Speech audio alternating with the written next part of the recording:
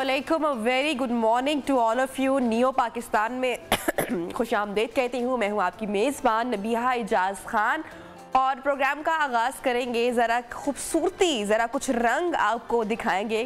कुदरत के रंग कहते हैं कि निराले हैं। बर्फ़ज़ारों में ज़िंदगी की रमक हमेशा बाकी रहती है और समंदर की गहराइयों में रंग बिरंगे फूल भी खिले रहते हैं। तो कुदरत के ये नज़ारे आज के सऊदी अरब के सहराओं में नज़र आ रहे हैं। जी हाँ, जहां हर तरफ सहरा ने जामनी लिबास ज़ेब तन कर रखा है। गैर मामूली बारिशों का सिलसिला हमने देखा। सऊदी अरब के रेगिस्तान को जामनी फूलों से सज चुका है इस वक्त, और जिसके बाद सयाहों की बड़ी तादाद यहां पर पहुंची है इन दिलकश मनाजर का नज़ारा करने के लिए। जनूबी सऊदी अरब का रुख कर रहे हैं टूरिस्ट और जामनी फूलों से घिरे इस रेगिस्तान का दौरा करने वाले 50 साल रिटायर्ड उस्ताद का कहना है कि कोई भी शख्स सऊदिया में इस मंजर की कभी भी तवक्को नहीं कर सकता था। और अरबी में यहाँ पर जो जंगली लेवेंडर के नाम से जाने जाने वाले जो फूल हैं उनसे मुतल्लिक गुफ्तगू करते हुए उन्होंने कहा कि इन फूलों की जो खुशबू है वो रूह को मुअत्तर करती है और कुदरत के इन नज़ारों को देखने के लिए दूर दूर से लोग जो है वो सहरा का रुख कर रहे हैं। जबकि सहरा की ये जो खूबसूरत तस्वीर है और जो वीडियोज़ है वो दुनिया भर में वायरल भी हो चुकी है, मशहूर भी हो चुकी है और इनको लोग पसंद भी कर रहे हैं। नियो पर आप इस वक्त ये पिक्चर्स देख सकते हैं। सोशल मीडिया पर भी बहुत सारी वीडियोस की और तस्वीर की धूम मची हुई है। बहरहाल ये तो हमने खूबसूरती के रंग कुछ आपको दिखाए। अब आते हैं ऑन टॉप स्टोरीज। तवील इंतजार के बाद कप्तान की अदालत पेशी, इमरान खान की हिफाजती जमानत मंजूर। बिल्ली के गले में घंटी कौन बांधेगा, इलेक्शन की तारीख का फैसला मजीद ताखीर का शिकार। ज़हनी दबाव शुगर के मरीजों के लिए खतरनाक करार। दिलकश नजारे, सऊदी अरब के सहराओं ने जामनी रंग पहन लिया। पहाड़ों का बेटा खतरों का खिलाड़ी, साजिद सतपारा भी होंगे आज के प्रोग्राम का हिस्सा। तो प्रोग्राम का नाजरीन बाकायदा आगाज करते हैं हमारे पहले सेगमेंट से और नजर डालेंगे जो सियासी मंजरनामा है उस हवाले से जो हैपनिंग हो रही है। अगर हुकूमत आज तहरीक इंसाफ की होती तो जितनी तनकीद इस वक्त PDM पर हो रही है, जितनी बातें हो रही हैं, जितनी महंगाई उनको भुगतनी पड़ रही है, जो PDM की हुकूमत के सरबराहान और नून लीग के जो सदर हैं शहबाज शरीफ इस वक्त भुगत रहे हैं। हुकूमत मिली, साथ ही महंगाई का तूफान भी मिला। IMF मुआहिदा मुसलसल ताखीर का शिकार हुआ और तहरीक इंसाफ ये समझती है कि महंगाई की मारी अवाम उनको अपना मसीहा समझते हुए 2/3 अक्सरियत देकर इमरान खान को फिर से इक़्तिदार की कुर्सी पर बिठा देंगे। जब फौज, अदलिया और इंतजामिया ने आम इंतखाबात के लिए वसाइल देने से इनकार किया तो सदर साहिब और इलेक्शन कमीशन एक दूसरे के सामने आ गए और एक अनोखा वाकया हो गया। सदर पाकिस्तान आरिफ अलवी साहब ने इलेक्शन की तारीख का नाजरीन ऐलान कर दिया और उन्होंने 9 अप्रैल बरोज इतवार पंजाब और KP असम्बलियों में इलेक्शन की तारीख दे दी है। अच्छा, सदर साहब ने इलेक्शन एक्ट 2017 के सेक्शन 57A के तहत इंतखाबात की तारीख का ऐलान किया है और दूसरी जानिब PTI के पंजाब के MNAs को डी नोटिफाई करने का जो नोटिफिकेशन है वो भी मुअत्तल हो चुका है। और साथ साथ खान साहब ने चीफ जस्टिस समेत सुप्रीम कोर्ट के तमाम जजेस को खत भी लिखा है। और मुल्की सियासत इस वक्त अगर हम पूरा मंजरनामे का जायजा लें तो इस वक्त एक सियासी खेल रचा जा रहा है। इस वक्त टॉम एंड जेरी का खेल शायद मुल्क की सियासत बन चुकी है। बस यही फैसला नहीं हो रहा कि टॉम कौन है, जेरी का किरदार कौन अदा कर रहा है। और सियासतदानों की ये खूबी है कि जो काम वो खुद गलत करते हैं उसका जिक्र तो वो यकीनन अपनी तकारीर में नहीं फरमाते, मगर मुखालफीन को कहते हैं कि तुमने कानून इंसाफ का जनाजा निकाल दिया है। सच ये है कि वतन अजीज में जिसको मौका मिला है उसने कानून व इंसाफ की पासदारी नहीं की और आइन को सिर्फ अपने लिए ही इस्तेमाल किया है। खुद खान साहब ने हमेशा यही कहा है, मगर कमाल मासूमियत से सिर्फ दूसरों को मुजरिम समझते हैं। इंसाफ के दावेदार अदालत के बुलाने पर तशरीफ नहीं लाते बल्कि अदालत के सब्र का आखिरी पैमाना आजमाने तक अदालत नहीं आते। फिर लाओ लश्कर के साथ अदालत तशरीफ लाए और अपनी पेशी को मुकम्मल सियासी बनाया। कारकुनान डंडों से लेस होकर अदालत पहुंचे और यूं लग रहा था कि अगर अदालत खान साहब को गिरफ्तार करती है तो तहरीक इंसाफ के कारकुनान भरपूर मज़ाहमत के लिए तैयार होकर आए थे, पर प्रॉपर तैयारी तैयारी के साथ आए थे। खैर, इमरान खान साहब को 7 रोज की जमानत मिल गई है। राना सनाउल्लाह साहब जो बड़े दबंग अंदाज में उनके जो बयानात सामने आते थे, ऐसा लग रहा है कि वो बस अब देखते ही रह गया कि क्या हुआ है। पूरे मामले पर बात करते हैं। डॉक्टर रसूल बख्श रईस सीनियर एनालिस्ट इस वक्त हमारे साथ मौजूद हैं, उनसे हम गुफ्तगू को आगे बढ़ाते हैं। डॉक्टर साहब, थैंक यू सो मच, आपने हमें ज्वाइन किया इन प्रोग्राम नियो पाकिस्तान। सियासी मंजरनामा, ऐसा लग रहा है कि सियासी खेल रचा जा रहा है। महंगाई पीक पर पहुंच चुकी है। आरिफ अलवी साहब ने भी खत लिख दिया है। प्रेशराइज मुसलसल किया जा रहा है इमरान खान की जानिब से। कल भी हमने देखा, पूरा जो न्यूज़ मीडिया था, पूरी हमने कवरेज देखी जब इमरान खान साहब कमरा अदालत पहुंचे। दूसरी जानिब जो मौजूदा हुकूमत है वो इंतखाबात की तारीख नहीं दे रही है। क्या हो रहा है इस मुल्क में और क्या होने जा रहा है? इंतखाबात होते हुए दिखाई दे रहे हैं आपको इस सियासी मंजरनामे में? आपने जो पाकिस्तान के सियासी मसाइल की एक फहरिस्त, बल्कि तवील फहरिस्त अपने नाजरीन के सामने रखी है, तो उससे तो यही मालूम होता है कि बहरान दर बहरान की कैफियत है। मुल्क और कौम और पाकिस्तान का रुपया और मईशत गरीब बिल्कुल ज़मीन से भी नीचे चले गए हैं। लेकिन ये सियासी खिलाड़ी जो ये खेल रहे हैं, उनको कोई परवाह नहीं है, इसलिए कि उनका सरमाया, उनकी जायदादें और जिस अंदाज से उन्होंने बनाई हैं और जहाँ पे रखी हैं, वो अपने आप को भी और अपने असासों को भी वो महफूज समझते हैं। उनके मसाइल, उनके सामने वो मसाइल नहीं है जो आपके और हमारे सामने है। अगर कोई और मुल्क होता और जिस तरह हमारा जुग्राफियाई और सियासी महल वकूअ है और जो हमारी तारीख है बिखरने की और तबाह होने की, बर्बाद होने की, तो ये पहला बहरान नहीं है। ये आप 1950 से लेके आज तक बहरान दर बहरान हम चले आ रहे हैं। तो जाहिर है कि उसके जिम्मेदार ना आवाम है, ना मीडिया है, ना सहाफ़ी है, ना दानिशवर है। ये हुकूमत तबके हैं और वो हुक्मरान तबके, उनकी जो एक अंदरूनी साख्त है वो आज तक पाकिस्तान की तारीख में तब्दील नहीं हुई। और उनके बच्चे, फिर उनके बच्चे, उनके बच्चे अपनी जो पिटिगरी है ना किसी परदादे से और उससे भी आगे जाके मिलाते हैं, जी हम तो खानदानी ये थे। तो जमहूरियत में जब तक के एक ताजगी नहीं आएगी और जमहूरी अंदाज में आप मसाइल को हल नहीं करेंगे तो पाकिस्तान आगे नहीं बढ़ सकता। जो मसाला आपने अभी जो तहरीक इंसाफ जिस तरीके से हर हरबा इस्तेमाल हमने देखा गुज़श्ता 6-7 माह में पाकिस्तान तहरीक इंसाफ की जानिब से बताया गया है, जल्द इंतखाबात में ही उनको अपनी जीत दिखाई दे रही है। अच्छा, सारी फजा इस वक्त PDM के खिलाफ बनी हुई है और नो डाउट अगर कहा भी जाए कि मुल्क की तारीखी सतह पर जो महंगाई इतनी बड़ी है और आवाम जितने पिसे हैं, तो ऑब्वियसली एक इन्वायरमेंट, एक माहौल उनके खिलाफ बना हुआ है। जल्द इंतखाबात ही क्या वाकई इस पूरे जो सियासी मंजरनामे में ये जो इस वक्त कैफियत है, एक जो बहरान का शिकार है मुल्क, यही हल दिखाई दे रहा है जल्द इंतखाबात? आप क्या समझते हैं? देखिए, आप आइन को देखें कि जो इंतखाबात हैं वो तो आइनी ज़रूरत है, वो सियासी ज़रूरत भी है, मुआशी ज़रूरत भी है और इस्तेहकाम के लिए भी ज़रूरत है, ताकि फैसला हो कि अवाम PDM के साथ है या अवाम तहरीक इंसाफ के साथ है। अब 2 जमातें बन के आ गई हैं, ये अच्छी बात है, ताकि लोगों को तमीज़ हो सके, इम्तियाज़ कर सकें कि कौन क्या है, उसका माजी क्या है, उसका मुस्तकबिल का मंशूर क्या है, और वो फैसला हो जाना चाहिए। ये आइनी ज़रूरत है, ये तहरीक इंसाफ की ज़रूरत नहीं है। ये जवाज़ पेश करता है कानूनी, अखलाकी और सियासी कि आपके पास ताकत अवाम की ताकत के हवाले से है, ना कि किसी और ज़राए और वसाइल और शाबाश की वजह से है।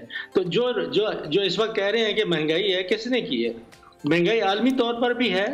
पाकिस्तान के जो मुआशी मसाइल बड़े देरीना चले आ रहे हैं और कोई भी हुकूमत स्ट्रक्चरल रिफॉर्म्स मईशत में, सियासत में और मुआशरत में नहीं करना चाहती, उसकी भी बाकियात हैं। लेकिन पिछले 11 महीने में तो इन्होंने बिल्कुल तबाही मचा दी है। तो ताज अगर इन्होंने पहना है तो हमेशा के लिए तो नहीं पहन सकते, ये जमहूरियत है, आमदन तो नहीं है। ठीक। तो अगर ये तो वही बात है जो ज़ियाउल हक साहब के ज़माने में की जाती थी कि वो क्यों 90 दिन के अंदर इंतखाबात नहीं कराना चाहते थे। उनको खतरा था कि शायद पाकिस्तान पीपल्स पार्टी उस वक्त इक़्तिदार में आ जाए, तो ये कहते थे कि जब तक के कि मस्बत नताइज नहीं निकलते, इंतखाबात करने की क्या जरूरत है?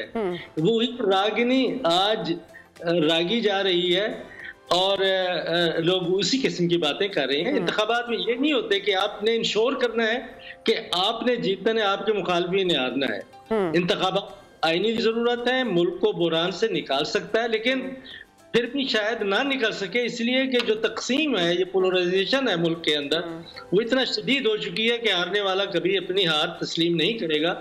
सड़कों पे होंगे और वही बातें करेंगे जो पहले करते चले आ रहे हैं।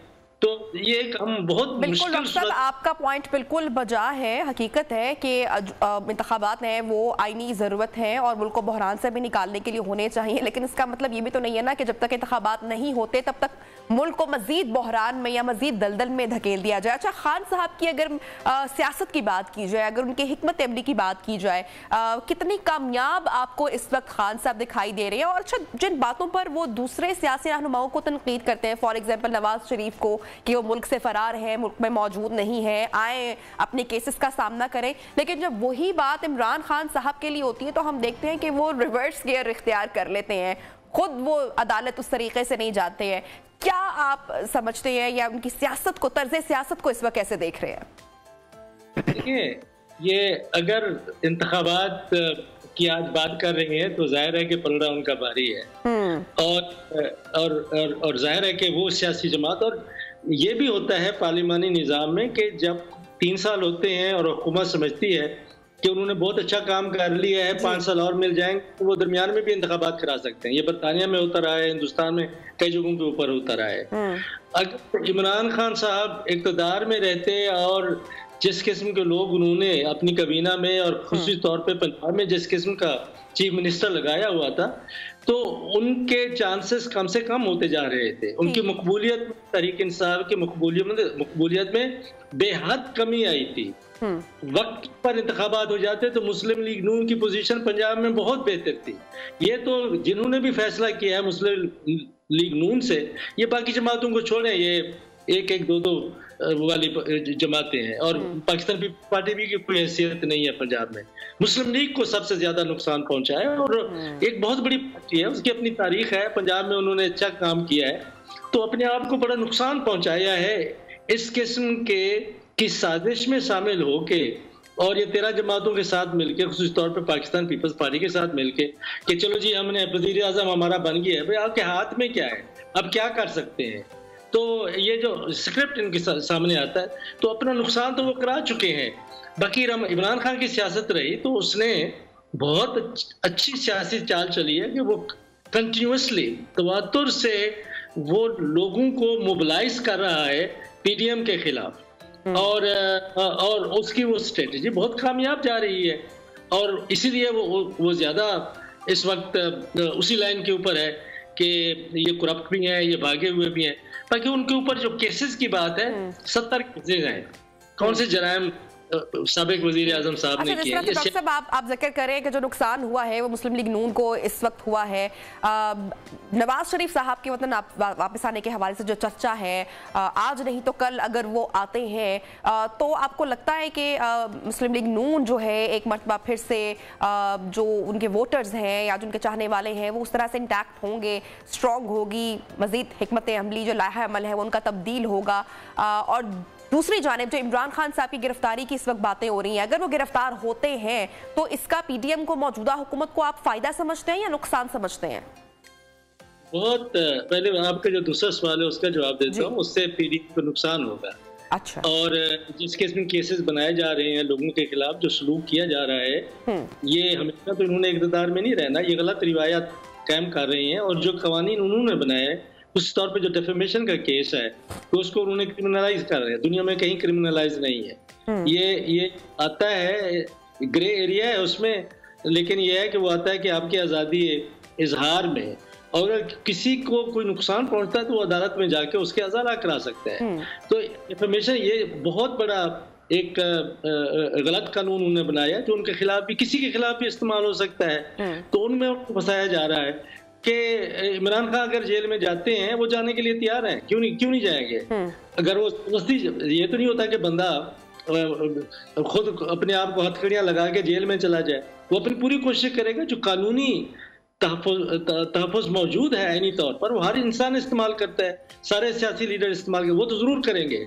तो अगर उनको डालते हैं और ये धांधली से या जिससे अदालतें अगर उनको नहीं बचा सकती, मैं समझता हूँ कि उनको बचा लेंगी, नहीं बचा सकती तो नुकसान पीडीएम का होगा।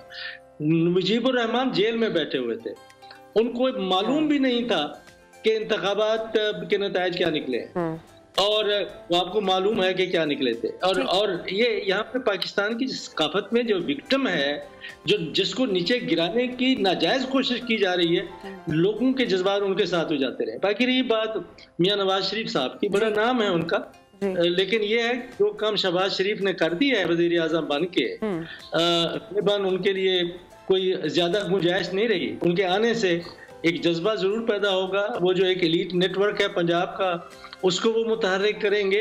जाहिर है कि वो एक यूनिफाइंग फोर्स भी होंगे, क्योंकि इस वक्त जो दरारें पड़ चुकी हैं मुस्लिम लीग नून में, जो मोहतरमा को पता नहीं उसका क्या नाम है, वो उसको चीफ ऑर्गेनाइजर बना के उन्होंने काफी पार्टी के अंदर बिगाड़ पैदा किया है, और वो फैसला भी मियां साहब का है। तो अगर हर चीज खानदान के अंदर रहती है तो आज जमाना वो जमाना नहीं है जो 60s और 70s का है। मैं समझता हूँ कि अगर इस तरह जमहूरियत चलती रही तो ये जो खानदान सियासी जमातों पर काबिज हो रहे हैं, और ये तमीज नहीं रही कि ये सियासी जमात है या खानदान की लिमिटेड कारपोरेशन है, तो ये फर्क जमहूरियत के साथ ऐसा ऐसा खत्म हो जाएगा। मियां साहब के आने से फर्क पड़ेगा। ठीक है। डॉक्टर साहब, मैं ये जानना आपसे चाह रही हूँ कि हमने एक जो कल्चर देखा है पाकिस्तानी सियासत में, ऑडियो लीक्स का, वीडियो लीक्स भी हमने देखी, क्या आप समझते हैं कि एक तो कोई भी सियासतदान खुलकर नाम नहीं ले रहा कि ये कहां से लीक्स हो रहे हैं, और अगर जायजा लिया जाए तो ये ऑडियो वीडियो लीक्स का जो सिलसिला है, इसका जो आगाज हुआ है वो इमरान खान साहब के दौरे हुकूमत में हुआ है। आज इमरान खान साहब मुअज़्ज़िज़ अदालत को ऑडियो टेप्स पर खत लिख रहे हैं। अगर ये खत वो तब लिखते जब जस्टिस काजी फाइज ईसा ने कहा था कि मेरे भी फोन टैप हो रहे हैं, तो खान साहब को तो तब भी खत लिखना चाहिए था। देखिए, हम ये मीडिया के ऊपर हम बात नहीं कर सकते, और आज़ादियाँ हैं लेकिन आज़ादियाँ नहीं हैं, और उसकी बुनियादी वजह यह है कि हमारी मोहब्बत मुल्क से है, हम सब की मोहब्बत रियासत से है, रियासत के इदारों से हमारी आईनी एक रिश्ता है, एक एहतराम का रिश्ता है, और जिस तरीके से उन पर माजी में हमारे रियासती इदारों पे मशरिक मगरिब ज़मीन आसमान और अंदर बाहर से जिस तरह से हमले होते रहे हैं, वो काफ़ी उससे दिल में खराश पैदा होती है, दिल में तकलीफ पैदा होती है। हम उसका हिस्सा नहीं बनना चाहते, लेकिन ये है कि मुल्क की बदनामी हो रही है और ये कभी नहीं करना चाहिए। एक सारी ज़िंदगी में, दुनिया में एक प्राइवेसी का कानून है, एक एहतराम है, एक रिवायत है कि कानून भी है और ये रिवायत भी है कि आपके बदतरीन दुश्मन क्यों ना हो, उनकी ज़ाती ज़िंदगी को आप उस तरीके से नहीं उछालते जिस तरीके से हमने स्वाति साहब के मामले में देखी जी। और अब वो भी सलूक नहीं करते जिस तरह से हमने कुछ सहाफ़ियों के साथ हमने देखा, उससे कुछ हासिल नहीं होता। हमें देखना चाहिए कि हम पाकिस्तान की ऑडियो लीक्स का, जो वीडियो लीक्स का सिलसिला है, बिल्कुल गैर इखलाकी है और कमेंट भी किया जाता है इसको बहुत सारी सियासी रहनुमाओं की जानिब से, नहीं होनी चाहिए, लेकिन जो उसका कंटेंट सामने आ रहा है उस पर तो बात डॉक्टर साहब ज़रूर बनती है। इंशाल्लाह नेक्स्ट कॉन्वर्सेशन में इस पर भी डिस्कशन करेंगे। बहुत शुक्रिया आपने हमें ज्वाइन किया इन प्रोग्राम नियो पाकिस्तान प्रोग्राम में। किसी ब्रेक का वक्फे के बाद आपको ज्वाइन करते हैं। स्टे विद अस।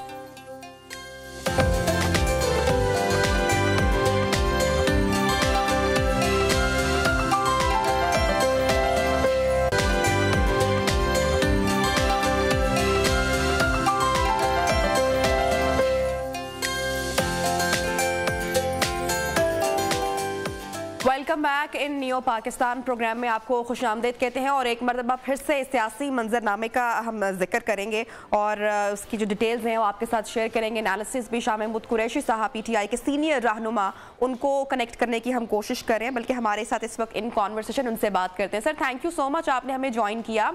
सदर आरिफ अलवी साहब ने तो इलेक्शन की तारीख के हवाले से अनाउंसमेंट कर दी है। PDM मौजूदा हुकूमत इस हवाले से कोई बात नहीं कर रही, कोई तारीख नहीं दे रही, क्या आप समझते हैं, कैसे देखते हैं?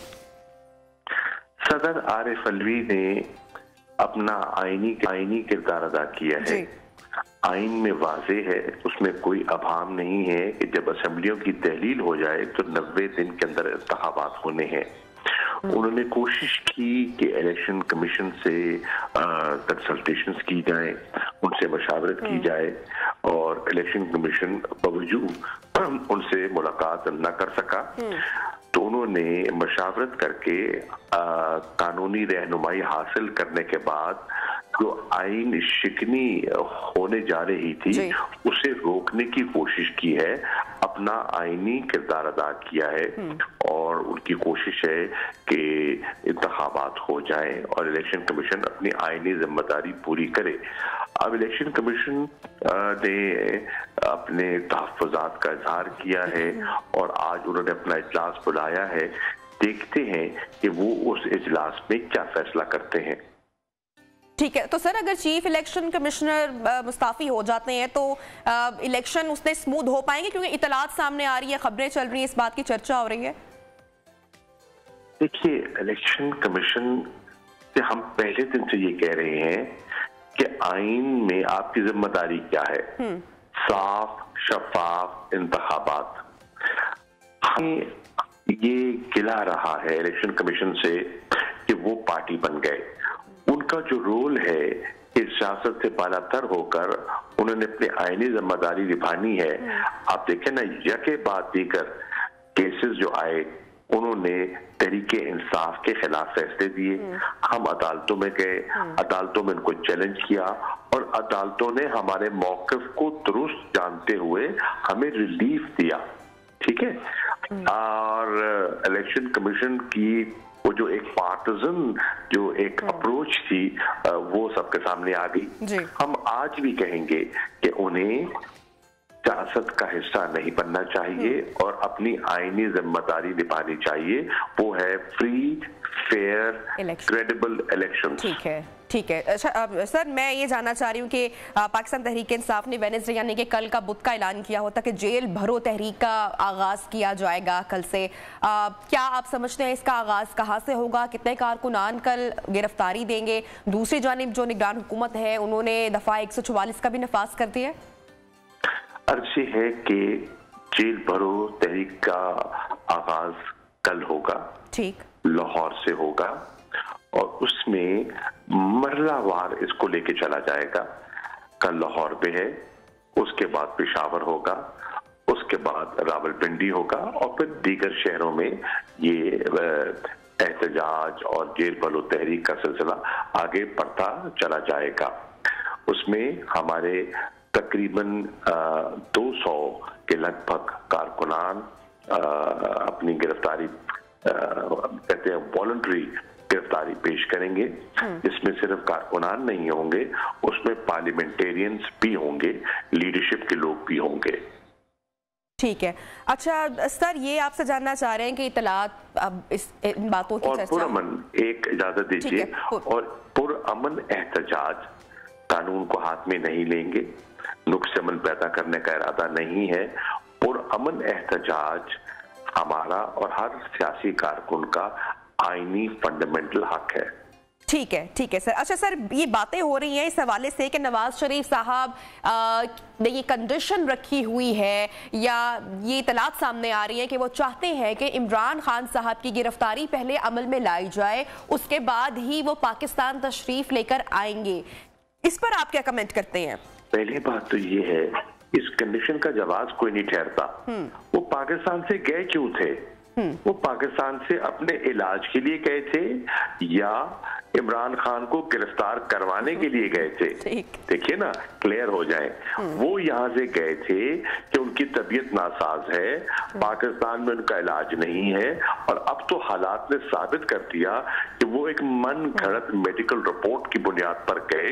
वो एक अरेंजमेंट था उनको मुल्क से बाहर भेजने का, और उन्होंने कहा था इलाज के फौरन बाद वो लौट आएंगे। 4 साल हो गए, इलाज नहीं हुआ। सियासत पूरी हो रही है और वो जो एफिडेविट दिया गया था, जो अदालतों से मजाक किया गया था, उसका जवाब भी तो देना। ठीक है। अच्छा शाह महमूद कुरैशी साहब, मैं ये आपसे जानना चाह रही हूँ, कल मरियम औरंगजेब साहिबा की भी उन्होंने जब प्रेस कॉन्फ्रेंस की, उससे पहले मरियम नवाज शरीफ साहिबा या मुस्लिम लीग नून के जो दीगर रहनुमा हैं वो ये जेस्चर देते हैं, उनकी ये वक्तन फवक्तन स्टेटमेंट सामने आ रही हैं कि अदालत, जब भी इमरान खान साहब की पेशी का मौका होता है तो अदालत या अदलिया जो है इमरान खान साहब पर हल्का हाथ रख रहे हैं। इस पर आप कोई कमेंट करेंगे, कुछ जवाब देना चाहेंगे? बिल्कुल नहीं, अदालत ने वो किया जो कानून कहता है। ठीक, हम गए, हमने अदालत से दरखास्त की, मैं खुद अदालत में गया, मैं खुद अदालत के कमरे अदालत में खड़ा था, मुझे इमरान खान के कहने पे मैं पेश हुआ और मैं 2 दरखास्तें लेकर गया। नंबर 1, वो पेश होने के लिए हाजिर हैं, कानून सबके लिए बराबर है, हम अदालतों का एहतराम करते हैं और आपके हुक्म को बजा लाते हुए यहाँ हाजिर हो गए। हमें कहा गया था सिक्योरिटी प्रोवाइड की जाएगी, एडिक्वेट सिक्योरिटी दी जाएगी, बाहर किसी को भेज के देख लें, सिक्योरिटी नहीं है। हजारों की तादाद में लोग हैं, एक जम्मे गफीर है, एक खतरनाक एक्सपोजर है, वजीराबाद में पहले कातलाना हमला हो चुका है और रिस्क को आप रूल आउट नहीं कर सकते। दूसरी हमने दरखास्त की थी कि उनकी मेडिकल कंडीशन ऐसी है कि जो उनके डॉक्टर्स हैं उनकी रिपोर्ट हमने आपकी अदालत में पेश की है। मेडिकल रिपोर्ट ये कहती है कि उनकी हड्डी जुड़ी है, लेकिन इस स्टेज पे अगर कोई पांव बल खा गया और वो खुल गई तो उन्हें कम से कम 3 महीने प्लास्टर में फिर जाना होगा और वो चल फिर नहीं सकेंगे। तो ये रिस्क उनके डॉक्टर्स के कहने पर हम नहीं लेना चाहते। अदालत के अहाते में वो आ चुके हैं, किसी को भेजकर उनकी हाजिरी लगवा ले, हमारा सरेखम तस्लीम और आपका हुक्म बजा ले आए। लेकिन अदालत ने रियायत नहीं दी। जज साहब ने इसरार किया कि नहीं, उनको मेरे सामने पेश होना होगा। रिस्क लिया गया, सिक्योरिटी रिस्क लिया गया, एक मेडिकल रिपोर्ट के बावजूद एक बहुत बड़ा रिस्क लिया कि उनको कुछ भी हो सकता था। अदालत में गए, पेश हुए, अपना रोस्ट्रम पे गए, अपना उन्होंने अदालत के लिए रूल ऑफ लॉ के लिए जो उनका एहतराम है उसका जिक्र किया और फिर अदालत ने उसके बाद उन्हें रिलीफ दिया, कोई रियायत नहीं दी। बहुत बहुत शुक्रिया शाह महमूद कुरैशी साहब, पाकिस्तान तहरीक इंसाफ के सीनियर रहनुमा, हमारे साथ इन कॉन्वर्स से और इमरान खान के अदालत पहुंचने के मौके पर और जो सियासी सरगर्मियां इस वक्त हम मुल्क में देख रहे हैं उसके ऊपर कमेंट और अपनी राय का इजहार कर रहे थे। प्रोग्राम एक छोटी सी ब्रेक लेते हैं, ब्रेक के बाद आपको ज्वाइन करते हैं। स्टे विद अस।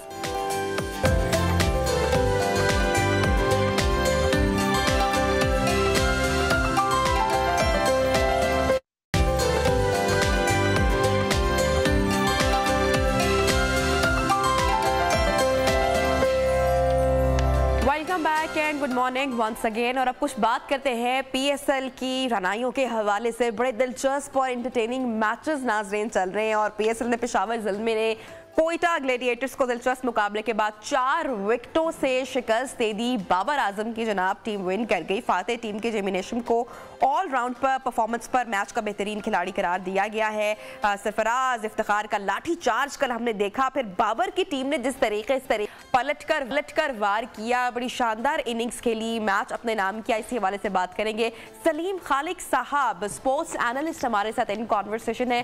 सलीम साहब, थैंक यू सो मच, आपने ज्वाइन किया। कल का मैच कितना एंटरटेनिंग और कितना दिलचस्प रहा? पेशावर ज़ल्मी ने मैच अपने नाम किया कल का।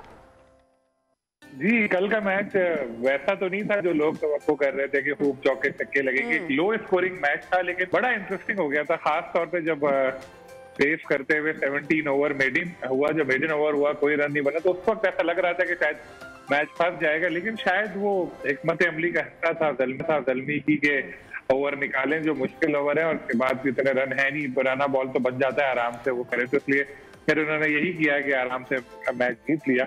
लेकिन थोड़ा सा इंटरेस्टिंग हुआ था। कोयटा की जो बैटिंग है मुसलसल नाकाम जारी है। कल भी टॉप ऑर्डर उनका बिल्कुल फ्लॉप रहा। अच्छा, क्या वजह क्या है कोयटा ग्लैडिएटर्स की? जबकि अभी जितने भी मेरी भी बात हुई है, जितने भी एनालिस्ट थे और जो भी अपना एनालिसिस दे रहे हैं मैच के ऊपर, पीएसएल के ऊपर, तो यही बात पहले की जा रही थी कि कोयटा की टीम अच्छी है, स्ट्रॉन्ग टीम है, लेकिन फिर क्या वजह है, क्या वीकनेस आप क्या अब देख रहे हैं टीम में? नो डाउट ऑन पेपर बहुत अच्छी टीम है, लेकिन जो एक मैच जीते थे वो भी गप्टिल ने सेंचुरी करके जिताया था। अगर वो स्कोर कार्ड आप निकाल के देखें तो बाकी सारे उनके जो बैट्समैन थे वो फ्लॉप थे। कल ऐसी कोई गैर मामूली इनिंग्स नजर नहीं आई। इफ्तिखार ने 50 की सरफराज भी बेहतर खेले थे, लेकिन एक T20 मैच में जरूरी होता है कोई एक बैट्समैन कोई 70, 80, 90 इस तरह के रन करे और खेले। और जब शुरू के 10 ओवर कोयटा की बैटिंग थी वो तो बहुत ही स्लो थी। अभी ये समझ नहीं आ रहा क्या कॉम्बिनेशन सही नहीं बन पा रहा, क्या वजह है, क्योंकि बात यही है कि ऑन पेपर अगर हम देख रहे हैं बहुत स्ट्रॉन्ग टीम लग रही है। खैर अब हम उनको मार्जिन भी देते हैं कि हो सकता है कि शुरू के मैचेस हैं, बिल्कुल शुरू के मैचेस हैं, अभी तो बहुत सारे मार्केट सर करना बाकी है। अच्छा, अब मुल्तान सुल्तान्स की बहुत तारीफ हो रही है। मुल्तान सुल्तान्स बड़ा अच्छा एक पावर प्ले हम उनका देख रहे हैं, एंटरटेनिंग मैचेस उनके देख रहे हैं। एहसानुल्लाह भी अब टीम में शामिल है, उनकी भी बहुत चर्चा हो रही है। कौन सी स्ट्रॉन्ग टीम आप इस वक्त देख रहे हैं, कौन सा कॉम्बिनेशन आप स्ट्रॉन्ग देख रहे हैं, या कौन सी टीम बड़ी आपको इस वक्त फॉर्म में दिखाई दे रही है, जो आगे तक जाती हुई दिखाई दे रही है? आपने खुद ही नाम ले लिया, मुल्तान सुल्तान। लास्ट ईयर वो फाइनल नहीं जीत पाई थी, लेकिन इस बार भी बहुत अच्छी उनका स्क्वाड बना है और अच्छा कॉम्बिनेशन नजर आ रहा है, परफॉर्म कर रहे हैं प्लेयर्स उनके। और अच्छी बात मुल्तान की है कि जैसे लास्ट ईयर हमने देखा शाहनवाज धानी ने बहुत विकेट ली थी, एक यंगस्टर का आके परफॉर्म करना, क्योंकि यंगस्टर को तो ऐसा लगता था कभी कभी बहुत सारी टीमों में तो सिर्फ गिनती पूरी करने के लिए रखा जाता है कि चलो यार ये तो बस 11 करते हैं, लेकिन वो प्लेयर जब आपको मैचेस जितवाए तो समझ लेंगे टीम आपकी बहुत तगड़ी है। लास्ट ईयर धानी थे, इस बार धानी की उंगली में फ्रैक्चर हो गया और बाहर हो गए। एहसानुल्लाह उन्होंने अच्छा परफॉर्म किया, बाबर को भी उन्होंने आउट किया था। पर रिजवान की कैप्टनसी बहुत जबरदस्त है और रिजवान थ्रू आउट खेलते चले आ रहे हैं। अभी बांग्लादेश लीग में जिस टीम का वो हिस्सा थे, शुरू में वो टीम हार रही थी, जब रिजवान गए तो उन्होंने वहां जाकर बोला प्लेयर्स को मैं प्ले ऑफ तक तो तुम्हें ले जाऊंगा, बाकी तुम लोग देख लेना। तो एक जबरदस्त उनकी टीम का परफॉर्मेंस रही। फिर बाद में जाके शुक्रिया भी अदा किया, रिजवान वापस आ गए थे कि भाई आपने हमारी टीम में एक नई जान डाल दी थी। तो कैप्टन अगर अच्छा हो तो उसका बहुत फर्क पड़ता है। तो मुझे मुल्तान की टीम काफी बैलेंस नजर आ रही है। बिल्कुल, और रिजवान की कप्तानी की तारीफ तो हर तरफ से ही हो रही है और पूरा हम इस वक्त देख रहे हैं कि जो टीम है वो भी बड़ी हमें फॉर्म में दिखाई दे रही है। अच्छा, आज के मैच की बात कर लेते हैं। आज के मैच में कौन सी टीम आपको ज्यादा स्ट्रांग दिखाई दे रही है, स्ट्रेंथ जिसकी और वीकनेस से भी बात करेंगे, कोयटा वर्सेस लाहौर कलंदर्स? देखिए, लाहौर कलंदर की टीम भी वैसी है जैसे हमने अभी डिस्कस किया कि अगर हम पेपर पे देखें तो भूलेंगे वाह यार क्या जबरदस्त प्लेयर है, लेकिन जिस तरह वो पिछला मैच हारे उससे थोड़े लोग तशवीश में भी मुब्तला हुए कि ये क्या बात है। फिर कोयटा का तो चल ही रही है परफॉर्मेंस खराब। एक मैच जीते, सिंगल हैंडेडली जिताया मार्टिन गप्टिल ने, तो अब प्रूव करना है उनको भी अपने आप को। सरफराज के ऊपर भी खास तौर पर प्रेशर भी होगा, कल अच्छा खेल रहे थे वो।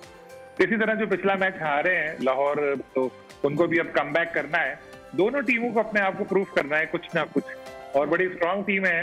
आपको याद होगा पहले PSL हुई थी तो शाहीन आफरीदी और सरफराज की एक झड़प भी हो गई थी छोटी मोटी, जो काफी टेलीविजन स्क्रीन पे। तो अब तो वैसे शाहीन कई बार उसको सॉरी कर चुके हैं, लेकिन फिर भी जब दोबारा दोनों का सामना होगा तो लोगों के जहन में ये बात आएगी। तो एक इंटरेस्टिंग मैच और होगा PSL का अब तक जैसे जा रहे हैं। और अगर आप उससे पूछे तो फेवरेट बज़ाहिर लाहौर कलंदर की टीम नजर आ रही है, लेकिन हम कोयटा को भी नजरअंदाज नहीं कर सकते। खासतौर पे जो कोयटा की बॉलिंग है वो काफी स्ट्रांग है। नसीम हसनैन कल भी आपने देखा होगा बड़ी जबरदस्त उन्होंने बॉलिंग की थी। स्पिनर्स ने कल उनको मायूस किया, वैसे स्पिनर्स उनको जितवाते थे। अगर स्पिनर्स भी थोड़ा बहुत परफॉर्म कर जाते तो शायद कोयटा जीत जाते। बहुत बहुत शुक्रिया सलीम खालिक, स्पोर्ट्स एनालिस्ट हमारे साथ इन कॉन्वर्स से और PSL के होने वाले मैचेस के ऊपर तज्जिया सामने रख रहे थे। प्रोग्राम में वक्त हुआ है हेडलाइंस ब्रेक का। हेडलाइंस ब्रेक के बाद आपको दोबारा ज्वाइन करेंगे, साथ रहिए।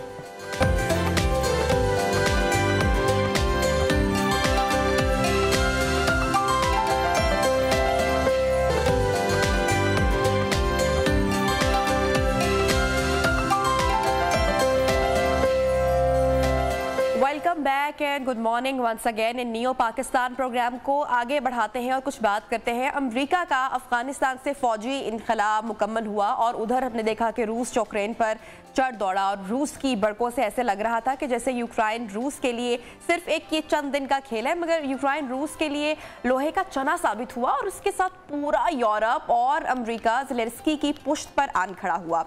बस फिर क्या था, यूरोपीय एंटी टैंक मिसाइलों और अमरीकी मल्टीपल रॉकेट लॉन्चर सिस्टम ने यूक्रेन को एक नया हौसला दिया और अब अमरीकी सदर जो बाइडेन यूक्रेन के दारुल हुकूमत कैफ के गैर एलानिया दौरे पर पहुंचे हैं। और अमरीकी सदर का यह दौरा नाज़रीन एक ऐसे वक्त में हो रहा है जब यूक्रेन पर रूस के हमले को 1 साल मुकम्मल होने वाला है और जो बाइडेन ने यूक्रेनी सदारती महल में सदर व्लादिमीर ज़ेलेंस्की से मुलाकात की और अपनी हिमायत का यकीन भी दिलवाया।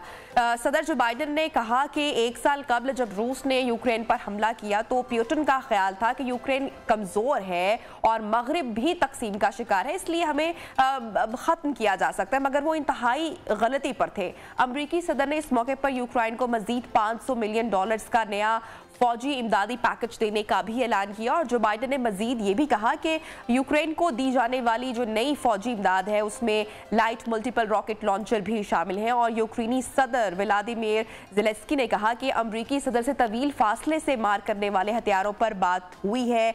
जो बाइडेन का दौरा यूक्रेन के शहरियों के लिए हिमायत की एक अहम इलामत है और यूक्रेन पर रूस के हमले के बाद अमरीकी सदर का ये पहला दौरा यूक्रेन है और अमरीकी सदर के दौरे के मौके पर कैफ में भी फिजाई बमबारी के सायरन बजे, ताहम कैफ में रूसी मिसाइल या बमबारी की कोई इतला नहीं। देखते हैं कि अब इस जंग का इख्तिताम किस तरह से होता है, कैसे होता है और कब होता है।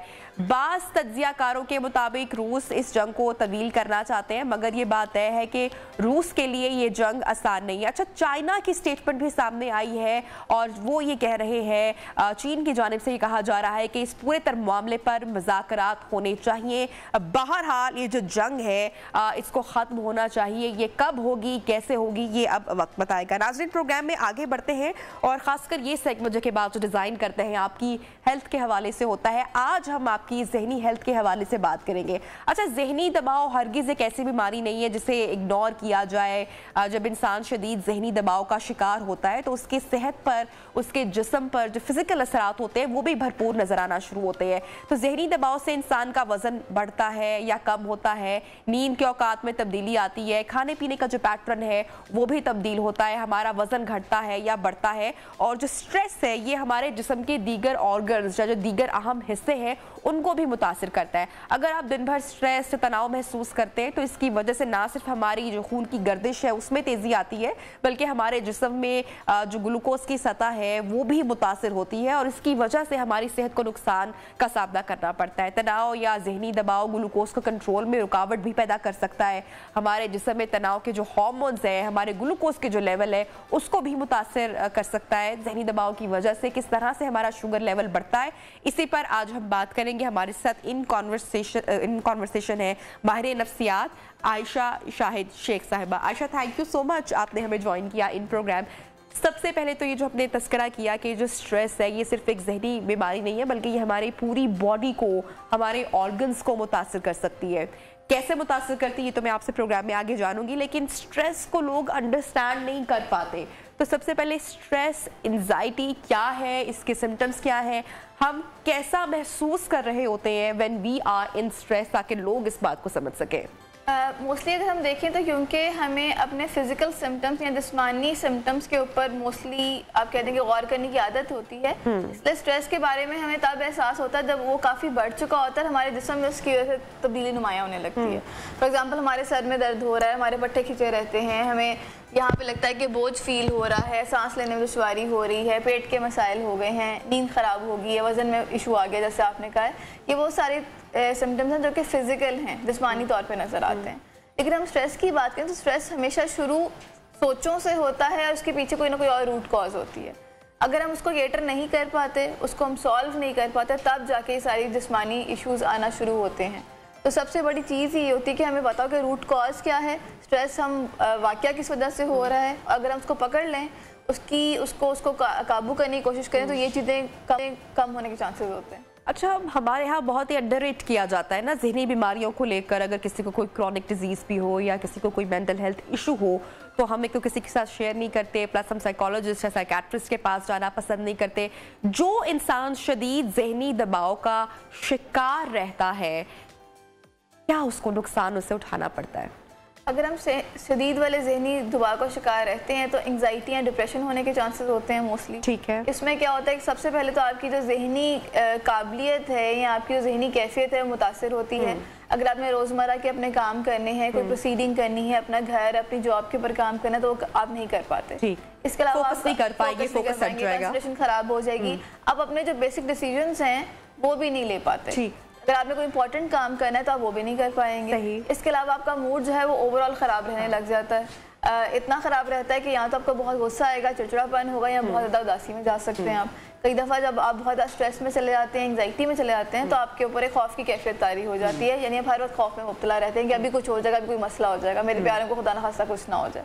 तो ये वाले सिम्टम्स होते हैं जब आपके ज़हन पे सवार रहते हैं तो आप अपनी ज़िंदगी को एक बेहतर तरीके से नहीं गुजार पाते। अच्छा, जब भी हम हेल्थ का सेगमेंट करते हैं और मुख्तलिफ डॉक्टर्स से मुलाकात होती है तो दो चीज़ें सब डॉक्टर जो बड़ी कॉमन है वो हमेशा तस्करा करते हैं, इशारा करते हैं कि ये चीज़ें बेहतर करें। एक तो मोटापा की बात होती है कि ओबेसिटी जो है वो कितनी नुकसानदेह है, हर बीमारी की वजह मोटापा है और कैसे मसले मसाइल होते हैं। और दूसरा स्ट्रेस की बात करते हैं कि स्ट्रेस भी हम कहते हैं ना कि हर बीमारी का जो आगाज़ है वो कहाँ से होता है, वो स्ट्रेस से होता है। ऑब्वियसली कि सोच के जिस तरह से आज का हमारा खासकर जो टॉपिक है हम रिलेट भी करें कि किस तरह से जो स्ट्रेस, एंजाइटी या जहनी दबाव है वो ज़ियादतीस के मरीजों के लिए ख़तरनाक साबित हो सकती है। अच्छा, किस तरह से डायरेक्ट लिंक है स्ट्रेस का और इन दीगर बीमारियों का? जब हमारी बॉडी या हमारा माइंड स्ट्रेस में जाता है तो हमारी बॉडी के अंदर एक केमिकल रिलीज होता है जिसका नाम है कॉर्टिसोल।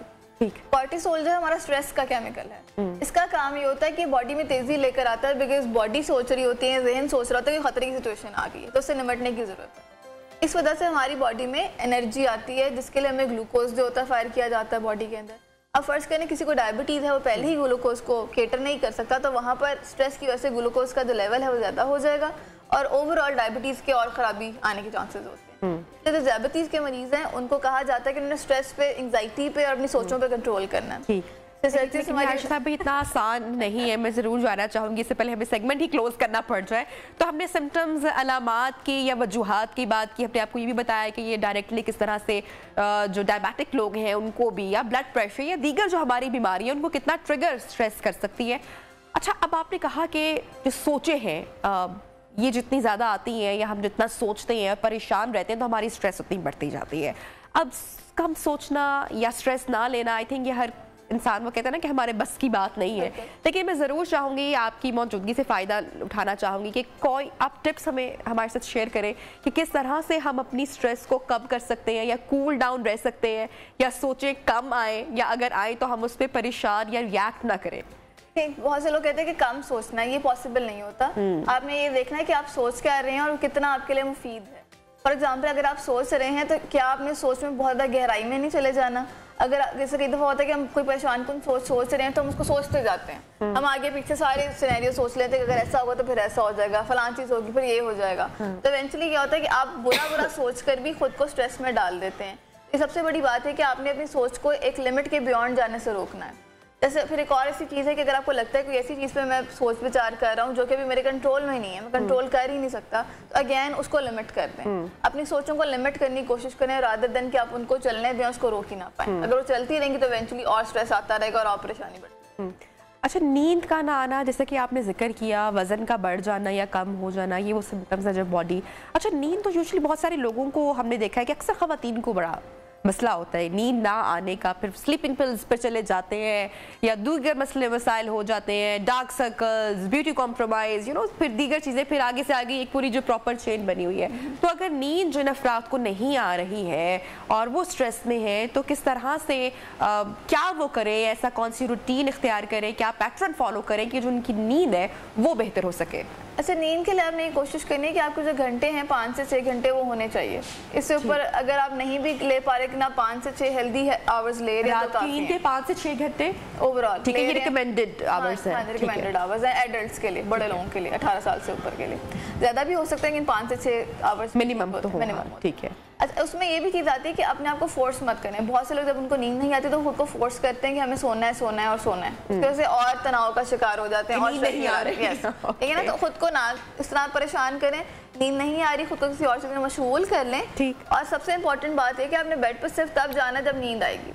क्योंकि हम बेड को खाने पीने के लिए, फ़ोन इस्तेमाल करने के लिए, मूवी देखने के लिए, हर चीज़ के लिए इस्तेमाल कर लेते हैं, तो बेड की फोकियत ख़त्म हो जाती है। तो साइकोलॉजिकली हम कहते हैं कि बेड पर सिर्फ तब जाएं जब आपको बहुत नींद आ रही है। उसके अलावा आपने बिस्तर पे नहीं बैठना, आप सोफे पे बैठे हैं, आप कहीं और बैठे हैं, लेकिन आपने किसी और जगह पे बैठना है। बेड को सिर्फ सोने के लिए इस्तेमाल करना होता है। जब आप इसको बहुत सी और चीज़ों के लिए इस्तेमाल कर लेते हैं तो फिर ऑब्वियसली वो नींद वहाँ पर नहीं आएगी, क्योंकि आपने बाकी काम भी करना है और नींद वो डिले होती जाती है। फिर एक और चीज़ है कि अगर आप फ़ोन इस्तेमाल करते रहते हैं नींद से पहले, तो वहाँ पर भी आपके पिपल्स डायलेट हो जाते हैं और आपकी बॉडी, आपका जो ब्रेन है, आपको अलर्टनेस का मैसेज देता है, जिसकी वजह से आप नींद नहीं जाते। अच्छा, सोच का हमने जिक्र किया और स्ट्रेस की हम चूँकि बात कर रहे हैं। कुछ लोग इतनी ज़्यादा स्ट्रेस लेते हैं, मतलब मैंने पर्सनली बहुत सारे लोगों को देखा है इन फैमिली भी, जो बहुत दिन भर सोच रहे होते हैं, अच्छा अब ये नहीं हुआ तो अब ये हो जाएगा, ऐसे नहीं हुआ तो वैसे हो जाएगा। ऐसे लोग रात को भी बोलते हैं और रात को बोलने की वजह से भी डिस्टर्ब रहते हैं। तो ये भी क्या कोई एक साइकोलॉजिकल इशू की तरफ उनको लेकर जा रहा होता है या इट्स नॉर्मल? आप मुझे बताएंगे ये ओवर थिंकिंग है। अच्छा, ये ओवर थिंकिंग है। ओवर थिंकिंग कभी भी नॉर्मल नहीं होती। ठीक, कभी कभार ओवर थिंकिंग। अच्छा, बच्चों का तो नींद में बोलना नॉर्मल है। हाँ जी, वो तो नॉर्मल। बड़ों का नींद में बोलना एबनॉर्मल है। अब नॉर्मल भी नहीं, कुछ लोग बोलते हैं नेचुरली। ठीक, जो बच्चे सोते हुए बोलते हैं वो बड़े होकर भी बोल रहे होते हैं। मोस्टली लड़के ज्यादा करते हैं ऐसे, लड़कियों की साइकोलॉजिकली और साइंटिफिकली भी। लेकिन अगर आप बहुत ज़्यादा बोल रहे हैं फिर प्रॉब्लम होगी। और उसमें एक चीज़ बड़ी कॉमन है कि आप ओवर थिंकिंग कर रहे होते हैं, बहुत ज़्यादा सोच रहे होते हैं, प्रॉब्लमेटिक चीज़ों को सोच रहे होते हैं, जिसकी वजह से वो चीज़ें नींद में भी आ जाती हैं। ठीक, बहुत शुक्रिया आयशा शाहिद शेख हमारे साथ इन कॉन्वर्सेशन थी। और जब स्ट्रेस हम इतनी ज़्यादा बढ़ जाती है क्योंकि हम यूजुअली अपने आप को, अपनी बॉडी को, अपने माइंड को हम रिलैक्स नहीं रख रहे होते, अपने आप को हम ब्रेक नहीं दे रहे होते, हम वो काम नहीं कर रहे होते जो हमें अच्छे लग रहे होते हैं और ज़िंदगी की भाग दौड़ में हम मसरूफ़ होते हैं, तो अपने लिए वक्त निकालना भी नाज़रीन बेहद ज़रूरी है। प्रोग्राम में बहरहाल वक्त हुआ एक छोटी सी ब्रेक का, और ब्रेक में थोड़ी सी स्ट्रेस ज़रा मैं भी अपनी कम करती हूँ और ब्रेक के बाद आपको ज्वाइन करते हैं। स्टे विद अस।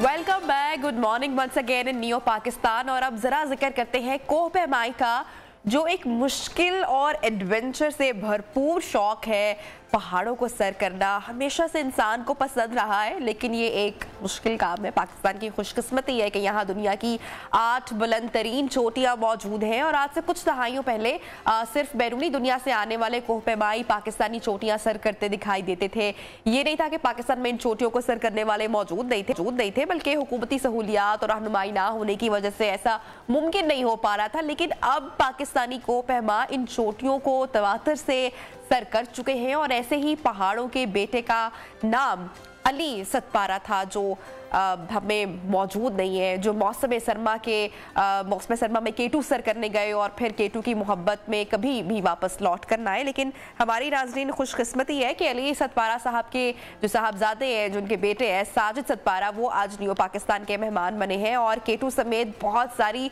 चोटियां सर कर चुके हैं। ब्रेक में भी इनसे गुफ्तगू हम कर रहे थे और आगे भी इनका प्लान है, नेपाल जा रहे हैं, वहाँ पर भी पहाड़ सर करने जा रहे हैं। तो बहुत सारी बातें आज हम करेंगे साजिद से। अस्सलाम वालेकुम, गुड मॉर्निंग, कैसे हैं आप? वालेकुम सलाम जी, अल्लाह करम। एक कहते हैं आपको प्रोग्राम में भी और लाहौर में, पंजाब में भी। आपने मुझे बताया कि आप जनाब शिफ्ट हो चुके हैं स्कर्दू से यहाँ पर 1.5 साल से, क्योंकि सारी जो एजुकेशन मेरे जो भाई सिस्टर इधर पढ़ते हैं, तो हम 1.5 साल से इधर लाहौर में रह रहे हैं और मजीद 2-3 साल इंशाल्लाह इधर बैठने का प्रोग्राम है।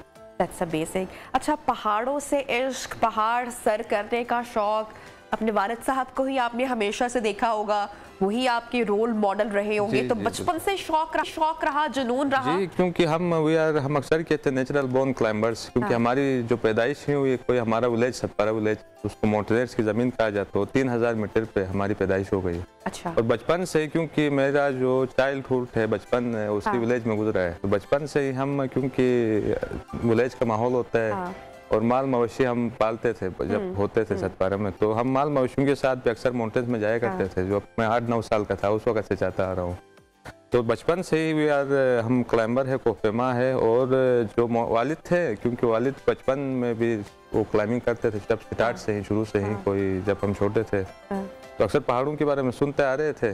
तो जब मैं भी जवान हो गया, बड़ा हो गया, तो I choose to be a mountaineer. अच्छा, कितना खतरनाक, आई एम श्योर बहुत खतरनाक होता है। बहुत सारी डॉक्यूमेंट्रीज हमने देखी, बहुत सारे यूट्यूब पे भी हम देखते हैं जब डॉक्यूमेंट्रीज, और पहाड़ सर करना आसान नहीं है, 2.5-3 महीने का सफ़र होता है, खाने पीने का स्टॉक भी साथ लेके जाना पड़ता है, बहुत सारे मौसमियाती चैलेंजेस का भी सामना करना पड़ता है। तो कोई किस्सा, कोई वाकया, कोई बड़ा इंटरेस्टिंग रहा हो, कोई बहुत एडवेंचरस रहा हो जो आप शेयर करना चाहें नाज़रीन के साथ? माउंटेनियरिंग तो सारा ही एडवेंचर ही होता है, सारे खतरा नेचर के साथ आपको फाइट करनी होती है, स्पेशली जो ऑक्सीजन की कमी होती है, क्योंकि जब जो आप ऊपर जाते हैं तो ऑक्सीजन की कमी बहुत कम ही होती है, उसकी वजह से काफ़ी स्ट्रगल करनी पड़ती है। और जो 8000 से अबव जब K2 पे चढ़ते हैं तो डेड जोन कहते हैं, उसमें ऑक्सीजन की परसेंटेज 15-20% रहती है, तो काफ़ी मुश्किलात होती है। तो हर जगह ऐसे वाक़यात होते हैं। इस साल ही मैं दुनिया की जो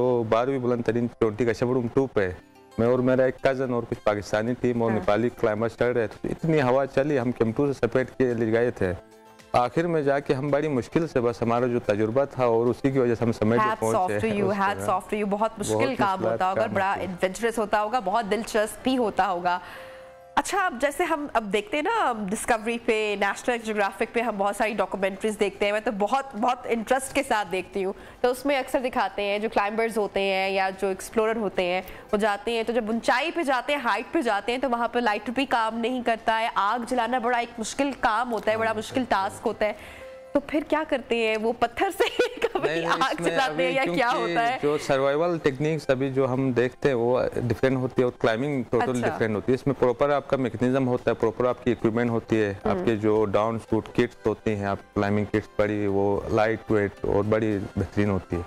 और आप सर्वाइवल के लिए अभी आपके जो बर्नर होते हैं, API गैसेस बर्नर, वो उस साइड पे भी इस तरह डिज़ाइन किए काम करते हैं, लेकिन फिर भी काफ़ी मुश्किलात होती है इसका जो इक्विपमेंट के हवाले से और दूसरी चीज़ों के हवाले से। तो उसको ट्रैकल करने के लिए हमारी ट्रेनिंग्स होती है कि हम पहले ट्रेन होते हैं इस तरह की सिचुएशन में आपने किस तरह फेस करना है, काफ़ी हमारा प्रॉपर एक प्लान होता है उस क्लाइंबिंग के हवाले से। अच्छा, कभी जैसे मतलब कि अब हम तो भाई फूडी है ना, बड़े पंजाब अब आ गए हैं, तो आपको पता चला होगा कि जो पंजाबी है उनके तो जहन में जब दोपहर का खाना खा रहे होते हैं तो रात के खाना उनके जहन में होता है कि हम रात में की खाना है। तो आई एम श्योर स्कर्दू में आप वहाँ पे पले बड़े, तो वहाँ पर तो डिफरेंट होता होगा। कभी ऐसा हुआ, कभी आप समिट कर रहे हो, पहुंचे हो और खाने की किसी चीज का दिल कर रहा हो, कोई ऐसी जहन में अजीबो गरीब चीज आ गई हो, कभी कुछ ऐसा हुआ हो या नहीं? इसमें अक्सर वो होती है खाने अब तो पंजाबियों का भी असर हो गया होगा आप पर। बिल्कुल, लेकिन अक्सर मैं आपको बताता चलूं, क्योंकि हाइट में होते हैं तो ऑक्सीजन की कमी होती है, उसमें आप ना आपको नींद आती है, क्रेविंग नहीं होती खाने की, खाने का दिल भी नहीं करता है। अच्छा। क्योंकि उस तरह भूख कितनी लगती नहीं है, ऑक्सीजन की कमी होती है, फिर आपका जिस्म सही तरह फंक्शन काम नहीं करता है, तो उस वजह से खाने की इतनी जरूरत नहीं होती। फिर भी हम जो क्लाइंबिंग फूड होता है अक्सर स्नैक्स, ग्रीन टी, चॉकलेट्स और बिस्किट्स पे ही गुजारा करते हैं ऊपर, इस तो दूसरा कोई अवेलेबिलिटी फूड की अवेलेबिलिटी नहीं होती उधर। तो जिस तरह हमारे यहाँ ठंड होती है तो हम तो प्लान कर रहे होते हैं ना कि पराठे खाने को दिल कर रहा होता है, देसी घी में चीज़ें बन रही होती है मज़े मज़े की, तो जब वहाँ पर ठंड होती है तो कोई क्रेविंग्स वगैरह बिल्कुल भी खाने पीने की नहीं होती? बेस कम में प्रॉपर हमारे साथ जो स्टाफ होता है, बेस कम स्टाफ, किचन स्टाफ, तो उधर बड़ी बेहतरीन जो मेन्यूज थे और डिशेज बनती है, हम उनको एंजॉय करते हैं काफ़ी डिशेज को, जो मुख्तलिफ यूरोपियन डिशेज और मुख्तलिफ जो कल्चर दुनिया भर के लोग आते हैं तो उनकी अपनी जो डिशेज है वो हम सारी एंजॉय करते हैं। एक उम्र क्लाइंबिंग में तो हम जो गुजारा करते हैं कुछ हल्की फुल्की चीजें से, और बहुत मुश्किल और चैलेंजिंग होता होगा। तो जिस तरह से आपने बताया कि 8-9 साल की उम्र से आपको याद है कि आप अपने वालिद साहब के साथ जाते थे और क्लाइंब करते थे, और वो सारा एनवायरनमेंट सब कुछ आपने देखा और आपके माहौल में वो चीज़ें ऑब्वियसली वो थी। ख़वातीन भी क्लाइंब करती हैं आपके इलाके में, वो भी ट्रेंड होती हैं या सिर्फ जो मर्द लोग हैं या जो लड़के हैं वो ही? क्योंकि मोस्ट क्लाइंबर हमारे नॉर्दर्न एरिया से, ठीक है, उधर रिलीजियस फैक्टर रुझान वहाँ पे अभी नहीं है इतना ज्यादा, नहीं कुछ है थोड़ा, क्योंकि हाई एल्टीट्यूड अभी एक बलिस्तान नहीं है, अभी दूसरे अभी GB के दूसरे गिलगित एरिया और हुंजा एरिया से कुछ खवातीन है, बड़ी फेमस खवातीन है जिन्होंने क्लाइंब किया, अभी समीना बेग है और इधर लाहौर से नाइला कियानी जो बड़ी फेमस क्लाइंबर्स हैं जो 8000 क्लाइंब कर चुकी हैं। लेकिन हमारे बलिस्तान में अभी इतना ट्रेंड शुरू नहीं हुआ क्योंकि रिलीजियस फैक्टर की वजह से थोड़ा लोग इससे वो करते हैं। अच्छा साजिद, क्लाइंबिंग के लिए, क्योंकि ये एक बहुत ही मुश्किल आसान काम तो नहीं है, जिन दिनों आप क्लाइंबिंग नहीं कर रहे हो, जिस तरह अभी आप यू आर ऑन ब्रेक और अभी नेपाल जाने में भी आपको वक्त है, तो मीनवाइल जो ये वाला वक्त होता है इसमें आपकी क्या एक्टिविटीज होती हैं या क्या शौक है? प्लस फिर फिटनेस का ख्याल भी ऑब्वियसली रखना पड़ता होगा ना कि वजन ज्यादा ना बढ़ जाए, वजन भी मेंटेन रहे, तो उसके लिए क्या करते हैं? जी मोस्टली मैं पर्सनली मैं तो अक्सर मैं अपनी जो ट्रेनिंग चली उधर जिम ही चला जाता हूँ, सिकरदू और सतपारा जाता हूँ। और मोस्टली जो बेस्ट ट्रेनिंग होती है हमारी उसकी माउंटेन में जाके हाइकिंग ट्रेकिंग करनी होती है। उससे आपकी जो आब हवा से घुल मिल भी जाते हैं और आपकी ट्रेकिंग भी उधर बहुत जो फिटनेस जो प्रैक्टिस हो वो बेहतरीन होती है।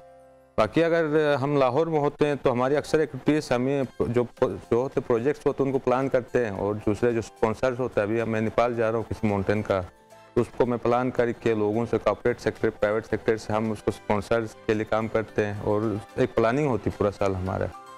अच्छा, अभी आप नेपाल जा रहे हैं, उसके बाद के क्या प्लान्स हैं? कहाँ क्या क्या सर करना है? कुछ एक आई एम श्योर कि एक तवील फहरिस्त आपने बना कर रखी होगी। जी अल्हम्दुलिल्लाह अभी मैं नेपाल जा रहा हूँ कोई 10-15 मार्च को, तो दुनिया का कोई 10वां बुलंद तरीन पहाड़ है अन्नपूर्णा, उसका मेरा प्लान है। क्योंकि मैं सेल्फ जो क्लाइंबिंग करता हूँ विदाउट ऑक्सीजन क्लाइंबिंग करता हूँ, इसमें विद ऑक्सीजन और विदाउट ऑक्सीजन क्लाइंबिंग होती है। और उसके बाद इंशाल्लाह नेपाल में 2-3 चोटियाँ हो सके एवरेस्ट लोचे में क्लाइंब करने का प्रोग्राम है। और समर में हमारा एक प्लान है K2 क्लीन अप, जो K2 में जो गंद और दूसरा जो लोग उधर जाके जो नेग्लिजेंस करते हैं उसकी सफाई का मेरा प्लान है। अच्छा, एक जो बहुत बड़ा सान्या हुआ, जो बहुत बड़ा हादसा हुआ अली सतपारा के साथ, और हमने देखा कि न्यूज़ मीडिया पर भी बहुत ज़्यादा कवरेज मिली, सोशल मीडिया पर भी बहुत सारा प्यार उनको मिला, आपकी फैमिली को बहुत सारी दुआएं मिली। बहुत कम हमने पाकिस्तान में ऐसा देखा है कि जो क्लाइंबर्स हैं, जो माउंटेनर्स हैं, जो चोटियाँ सर करने जाते हैं, इतना किसी को इज्जत या प्यार या नाम मिला हो पूरे पाकिस्तान की जानिब से। आई स्टिल रिमेंबर के सोशल मीडिया ट्रेंड बना हुआ था अली सतपारा जी के लिए।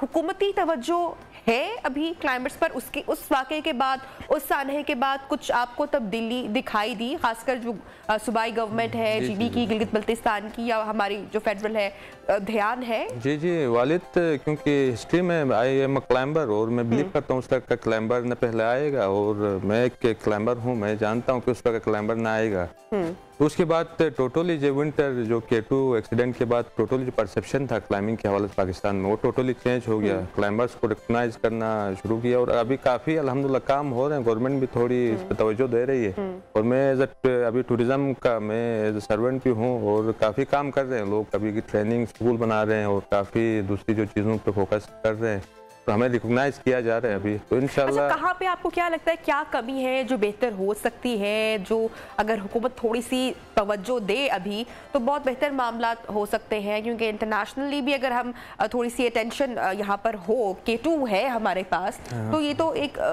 एक पाकिस्तान के लिए बड़ी ज़बरदस्त चीज़ है।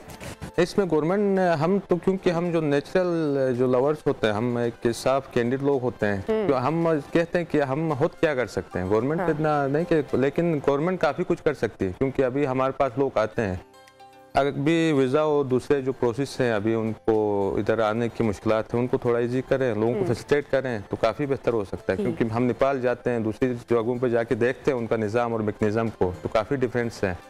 तो अगर गवर्नमेंट थोड़ा तवज्जो दे तो काफी बेहतर हो सकता है। अच्छा, K2 आप सर कर चुके, नागा पर्वत भी आप सर कर चुके?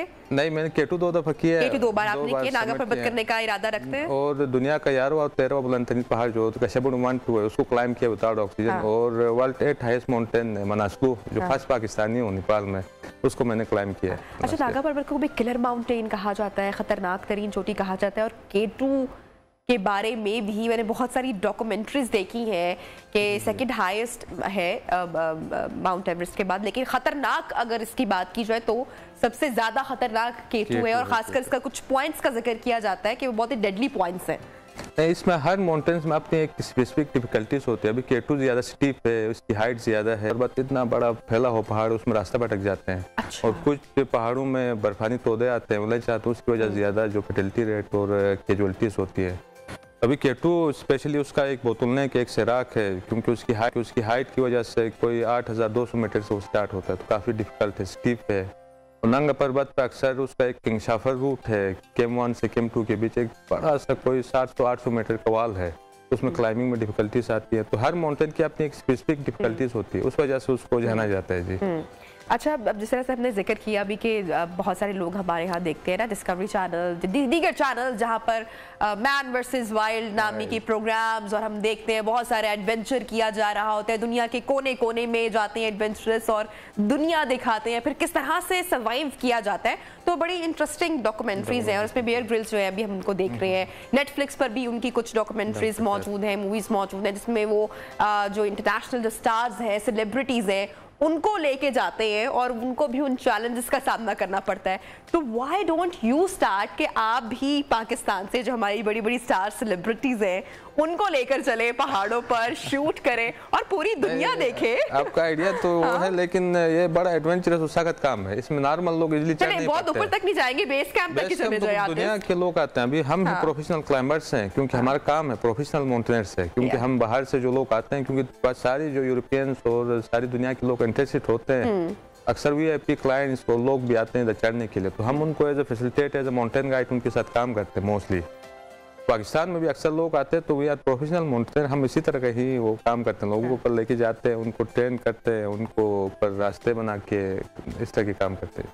बहुत बहुत शुक्रिया साजिद अली सतपारा हमारे साथ प्रोग्राम में इन सेशन थे, और पहाड़ों का सफ़र कितना खतरों से भरपूर होता है, कितना एडवेंचरस होता है, कितना दिलचस्प होता है, ये हमें बताए थे। अच्छा अली, जाने से पहले कोई मैसेज, कोई पैगाम अगर आप देना चाहें, शेयर करना चाहें, खासकर वो लोग जो क्लाइंबर्स बनना चाहते हैं, उनको आप क्या टिप्स देंगे? जी, क्लाइंबर्स, क्योंकि मैं एज फेमस क्लाइंबर तो इतना नहीं हूँ, लेकिन काफ़ी 7-8 साल का क्लाइंबिंग जो एक्सपीरियंस है मेरा, तो उससे मैं कहता हूँ कि एक क्लाइंबिंग के बारे में कि दुनिया का सख्त तरीन कामों से काम है, तो आप इसको ट्रेनिंग लेके आप इसको दिल से चाहता है कि आप पहाड़ों में जाना चाहते हैं, तो पाकिस्तान में काफ़ी अपॉर्चुनिटीज़ है, स्पेशली हमारे नॉर्दर्न एरियाज में काफ़ी बड़े पहाड़ है दुनिया के, पाए और नेचर को एंजॉय करें।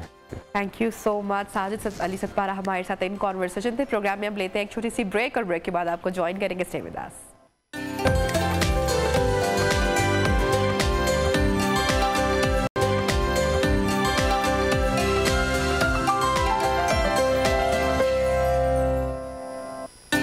Welcome back and good morning once again. और जैसा कि कुछ देर पहले हमने जो साइकोलॉजिस्ट हमारे साथ आयशा शाहिद मौजूद थी, तो उनसे हम गुफ्तगू कर रहे थे स्ट्रेस के हवाले से और स्ट्रेस रिलीफ करने के हवाले से डिफरेंट टिप्स भी दे रही थी कि किसी चीज़ का अगर आपको शौक हो और अगर आप वो शौक पूरा कर रहे हो तो काफ़ी हद तक स्ट्रेस भी कम हो जाती है। तो आज एक अनोखा शौक रखने वाले शख्सियत के हवाले से एक रिपोर्ट हम आपके साथ शेयर करेंगे। हैदराबाद के रिहायशी हैं यासीन हमीद, जिनको जुनून की हद तक शोबिस से मुतालिक रिकॉर्ड जमा करने का शौक है। नासिर शेख की रिपोर्ट देखते हैं हैदराबाद से और ये जानते हैं कि इनके पास कौन कौन सा और कितना पुराना रिकॉर्ड मौजूद है शोबिस से मुतालिक। हैदराबाद में अखबार और FM रेडियो में काम करने वाले लतीफ़ाबाद यूनिट नंबर 12 के रिहायशी यासीन हमीद, जिन्हें चलती फिरती शोबिज इंडस्ट्री की लाइब्रेरी भी कहा जाता, यासीन हमीद 35 सालों से शोबिज के मज़ामीन, CDs और दीगर रिकॉर्ड जमा कर रहे हैं। अब इनका घर इस रिकॉर्ड से भर चुका। ये जो रिकॉर्ड है मेरे पास पाकिस्तान फिल्म इंडस्ट्री का रिकॉर्ड है। बहुत से लोग मुझसे सवाल करते हैं कि ये तमाम चीज़ें जमा करने की आपको क्या ज़रूरत पेश आई। तो हुआ ये कि 1990 में जब हम लिखा करते थे, कलमकारी किया करते थे, तो उस वक्त हम महसूस करते थे कि हमारे पाकिस्तानी फिल्म इंडस्ट्री का रिकॉर्ड जो है वो महफूज नहीं है। इसके अलावा उन्होंने अदाकारों, फिल्मों और मौसीकी पर 1,500 से ज़ायद मज़ामीन लिखे, दर्जनों नामवर अदाकारों के इंटरव्यू किए। ये इस्लामाबाद और मुल्क के दीगर शहरों में फिल्मी कसौटी में हैदराबाद की नुमाइंदगी कर चुके। क़याम पाकिस्तान से लेकर अब तक बनने वाली बेशतर फिल्मों के नाम, हिदायतकार और मौसीकारों के नाम भी उन्हें याद हैं। कैमरामैन आदिल खान के साथ नासिर शेख, नियो न्यूज़, हैदराबाद। नाज़रीन, ये रिपोर्ट आपने देखी यासीन हमीद को जो जुनून की हद तक शौक रखते हैं शोबिस से मुतालिक रिकॉर्ड जमा करने के हवाले से। हम ज़रूर कोशिश करेंगे, ट्राई करेंगे कि इनको कनेक्ट कर सके, इनसे बात कर सके, इनका प्रॉपर इंटरव्यू कर सकें, और जो हमारी पाकिस्तानी मूवीज़ हैं उसके हवाले से आई एम श्योर बहुत सारी इंफॉर्मेशन ये रखते होंगे, तो हम ज़रूर एक शॉर्ट सेगमेंट इनके साथ डिज़ाइन करेंगे और आपकी मुलाकात भी इनसे करवाएंगे। अच्छा जी, आगे बढ़ते हैं प्रोग्राम में और अब शेयर करेंगे आज की वायरल वीडियो जिसने सोशल मीडिया पर धूम मचाई हुई है। अच्छा, वो हमेशा से हम सुनते हैं ना कि शादी का लड्डू जो खाए वो भी पछताए और जो ना खाए वो भी पछताए। तो जनाब, ये इस वक्त जो आप देख रहे हैं घोड़े पे सवार दूल्हे की लुक लिए हुए, ये वो लोग हैं जिनकी शादी नहीं हुई और शादी का लड्डू खाकर पछताने के लिए ये बेताब है जनाब। तो शादी नहीं हो रही, कुंवारे लड़के हैं, लड़कियां नहीं मिल रही। भारतीय रियासत महाराष्ट्र में 50 कंवारों ने शादी के लिए लड़कियां ना मिलने पर दूल्हे की तरह तैयार होकर घोड़ों पर बैठकर बैंड बाजों के साथ ये अनोखा एहतजाज किया है, जो कि खासा दिलचस्प भी है और इंटरटेनिंग भी है। 50 कंवारे दूल्हे, 50 कंवारे लड़के नौजवान हैं, इनको लड़कियां नहीं मिल रही। अब क्यों नहीं मिल रही है, क्या रीजंस हैं, ये तो हम नहीं जानते। बहरहाल ये एहतजाज इन्होंने किया है और सोशल मीडिया पर बहुत सारी व्यूज़ मिले हैं इसको। अच्छा, वाकई की जो वायरल होने वाली वीडियो है इसमें हम देख सकते हैं कि कंवारे मर्द सर पर सहरा सजाए बैंड बाजों के साथ घोड़ों पर सवार होकर जुलूस की शक्ल में परेड करते हुए कलेक्टर ऑफिस के बाहर पहुंचे हैं। शादी ना होने पर एहतजाज किया। फिर मुजाहिरीन ने मुतालबा किया कि इनके लिए लड़कियां ढूंढी जाए जनाब, ताकि वो भी शादी का लड्डू खाएं। मुजाहिरीन का दावा है कि शादी के लिए लड़कियां ना मिलने की जो असल वजह है वो रियासत में मर्दों और खवातीन के तनासुब में फर्क है, इस वजह से शायद इनकी शादी नहीं हो पा रही है। अच्छा, यही जो मामला है, ये जो इंडिया में महाराष्ट्र की ये जो हम वीडियो आपके साथ शेयर करें, चाइना में भी सेम इशू हुआ। वहां पर भी रीजन गालिबन शायद यही रहा और वहां पर भी एहतजाज हुआ है कि नहीं हुआ ये तो मैं नहीं कह सकती हूँ, लेकिन रीजन बहरहाल वहां पर यही रहा। हो सकता है कि अब इंडिया के बाद हम चाइना की भी वीडियो देखें, लेकिन चाइना में उन्होंने इस मसले का हल ये तलाशा है कि बाहर के ममालिक से, यानी कि चाइना से बाहर जो मुल्क है वहां से वो उन्होंने लड़कों ने अपनी दुल्हनें जो है तलाशना शुरू की है। बहरहाल नाज़रीन, ये थी आज की वायरल वीडियो जो कि यहाँ पर खूब वायरल हुई। प्रोग्राम का अब वक्त नाज़रीन खत्म हो रहा है, इंशाल्लाह कल होगी आपसे मुलाकात। अपना बहुत सारा ख्याल रखिएगा। अल्लाह हाफिज।